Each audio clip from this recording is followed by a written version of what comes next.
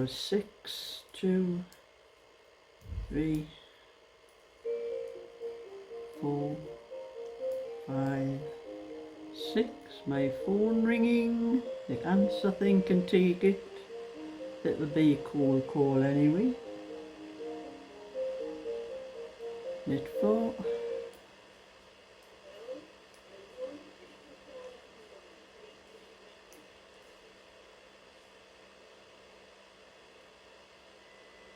There are 7.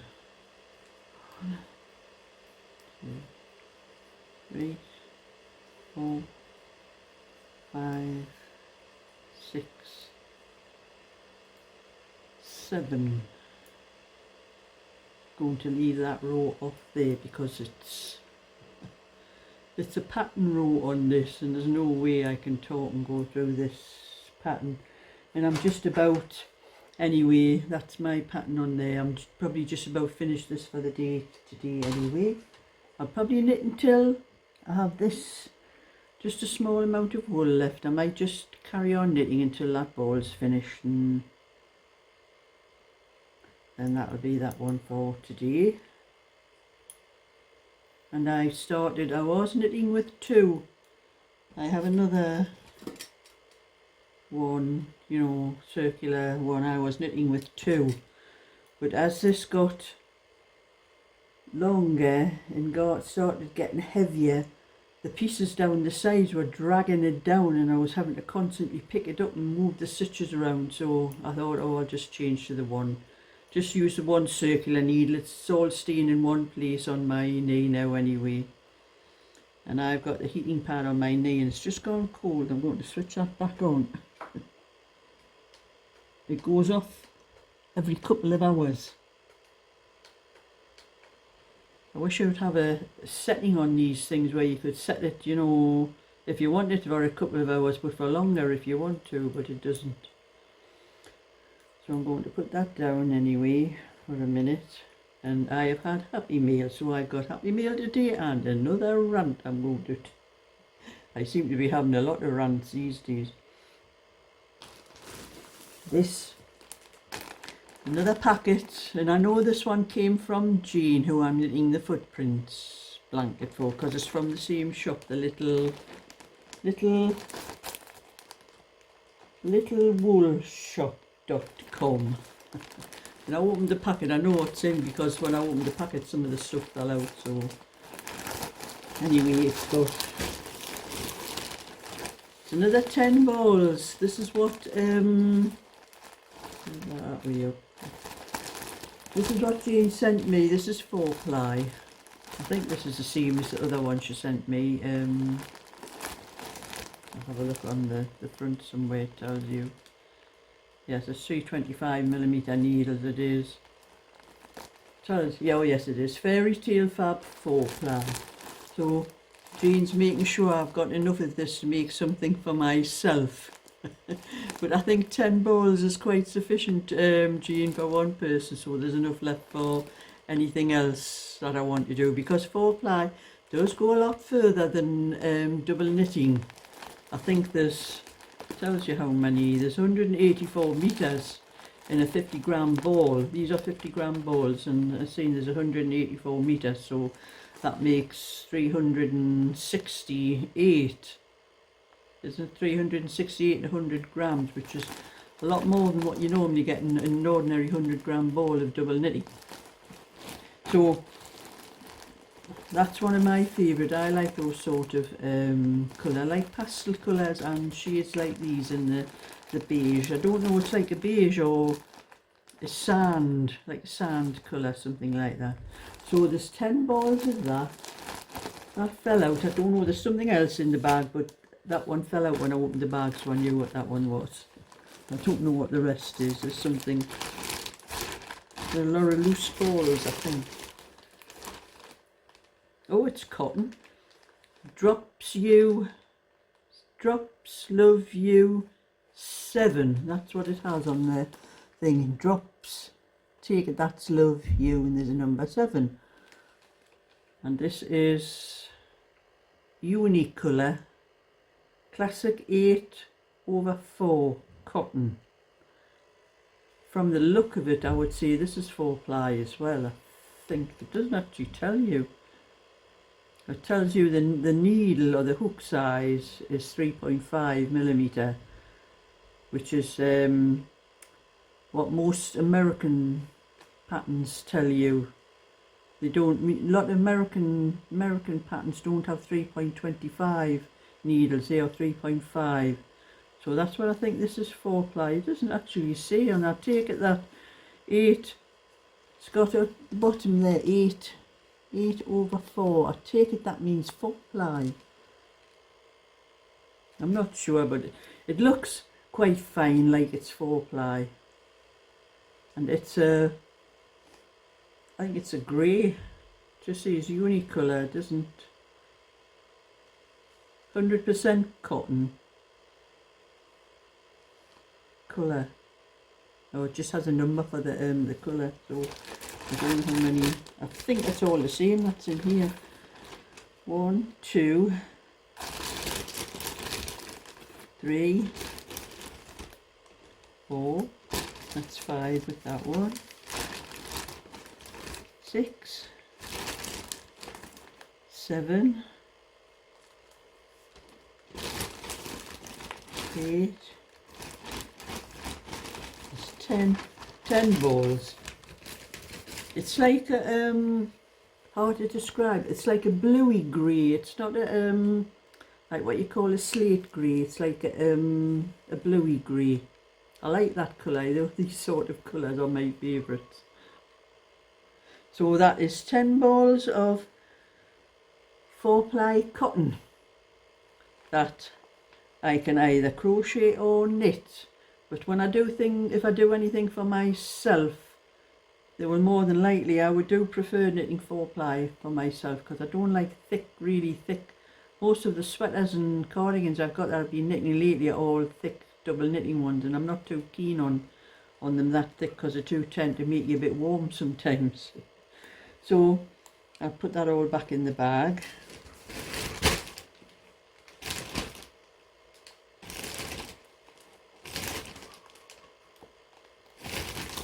And that's just the beige down there. So thank you for another lovely happy mail, Jane. You are definitely keeping me in wool for myself. Most of what I get goes to knit for other people, but there are sometimes I'm going to go through all of what I have, and I'm going to take out the number of balls and put it all to one side of what I was intending to keep for myself, because I do that sometimes, and then I run out of a colour for something and I have to take it out of what I've kept for myself. But I'm going to put it to one side and put it away out of sight so that I can't pick anything out. And then when I get round to knitting things for myself, which I might do one day, but this is, oh, I can't turn it. I've got it turned the wrong way for to see the pattern, but it is coming on quite, starting to get quite long, the length, so hopefully it'll not be too much. I am spending a little bit more time on this one to get it finished for Jane before her granddaughter decides to appear. So I have to put that down, and I put the board, you know, it's coming very handy, that board. keeps me on the right row. I don't lose a row, because sometimes I use I think it's a ruler. It's a nail, one of those nail file things. I was using that, and sometimes I accidentally moved it on the when it was on the page, and I started working on the wrong row. So that was why after a while I started marking. You can see the little mark down the side there. Each time I start a row, I mark it so I know where I am, which row I'm on. That was what I started doing with the nail file, in case I moved it off by mistake. But that's up there. And oh, I forgot, I finished the bag, the bowl I was doing yesterday. I'll have to go and get it.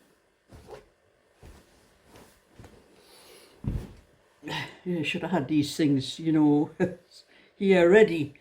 And that's the bowl I've finished, and I've put the little thing on there for to put a loop. I have to put a little button on it. Yeah, but when I'm doing crochet, I'm afraid I can only do it every other day. When I crochet, I've got to have a rest from it the next day because it really affects my hand.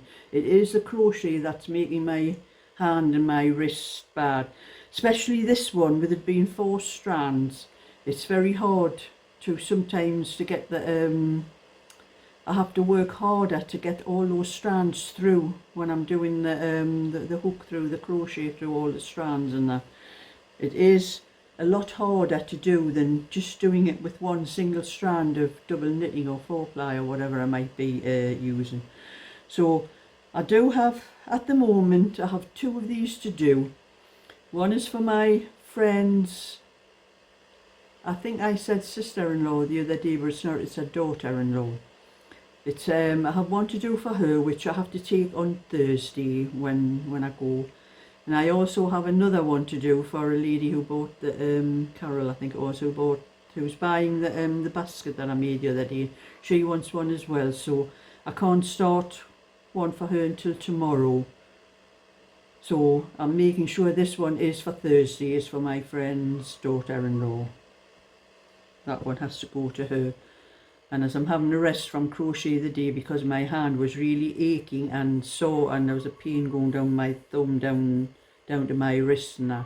And I know it's with the, you know, doing this with the crochet hook and then having to pull so hard to get it through. So the crochet does affect, the knitting doesn't seem to affect my hands at all. It seems to be the crochet that does it. So I have to have a rest one day. I can crochet one day but miss another day, so I can only do it on alternate days. So that's that done, and that's how far I've gotten. A little bit further done with this for Dagry, so hopefully I'll get a bit more of that done later on today. But my rant, I have another rant. This is to do with a coat. I'm going to show you this coat. I'll find the top. I bought this coat from Marks and Spencer's. My son at Christmas, one of my sons, my youngest son, gave me a voucher for Marks and Spencer's at Christmas, so I bought myself a coat with it. I'm not certain, I can't remember the price. I'm sure it was about around about £50 this coat, and it was lovely. It's still not, I washed it yesterday. It's still not quite dry, but that was the first time I washed it, and it came out a right mess. Don't know if you can see all these lumps here, there, and there, lumps there. This is the stuff it's lined with. I didn't realise this coat is lined with cotton wool. Well, when cotton wool gets wet, it just goes into lumps. And I never thought I had to read any instructions on the coat. As you can see, all lumps and that down there. You can see the lumps there. There's just lumps of cotton wool. Some of it's dried, but some of it is still wet. But I didn't think I'd have had to read any instructions to wash something like this, but I did look at the instructions afterwards, and I'm going to warn anybody who might have bought anything like this with cotton wool in the lining to do what it says on here when I find that, oh, here's the label. I was so annoyed when I read this because I didn't think I needed to read instructions, you know. I mean, I do know how to wash things. Where's the one for the English written one? Here it says, think climate, wash at 30 degrees, which is what I did. I wash everything at 30 degrees. Wash similar colours together, which I did. I have a cream coloured coat, you know, a bigger coat than this with a hood on and fur around the hood, and that I put that in with it, so it was the same colours. Cool tumble with several tennis balls. That's what you have to do with these things with cotton wool. You have to wash them with tennis balls in your washing machine. I don't know what the damage the tennis balls are going to do to your washing machine, but... And then it says with cool tumble. This is tumble, not actually wash, it says cool tumble. I haven't got a tumble dryer, so I can't tumble. I might take it down to my granddaughter's because she has one. I don't know whether the kids has got tennis balls, but I'll get her to try the tennis balls. So it's cool tumble with several tennis balls. Shake product throughout tumbling. How are you going to shake it when it's tumbling in the machine? You're going to have to keep stopping it to take them out. And so this was the worst thing I ever bought for washing. And I can't even dry it. I can't just wear it afterwards. You can't see, but when the light's shining through it, which I'm holding it up because my living room light is on. But when the light's shining through it, all you can see is lumps of cotton wool. So that's a coat that's probably going into the rubbish. That's the part, the collar around the neck. There's a clump of cotton wool there, and a clump of cotton wool there, and nothing in the centre. It was a lovely warm coat, I would say that for it. I didn't realise it was cotton wool, or it was lined with inside the thing. But that's enough of my rant. Put the flaming thing over there. That really annoyed me, that. But anyway, I have other coats, not to worry. So that's just my little bit for today. So thumbs up and subscribe. And I'll not get much done tomorrow because I'm going to my brother-in-law's funeral tomorrow. There's only one of my sons coming with me. The other two don't live up this part of the country, and they never really knew him anyway. They were only little children the last time that they seen him. But my youngest son lives up here, and he's coming to the funeral with me, even though he doesn't know. He's never really knew his Uncle Ray after probably about 6 years old, I think. But he's still coming with me. So anyway, that's it. So bye for now.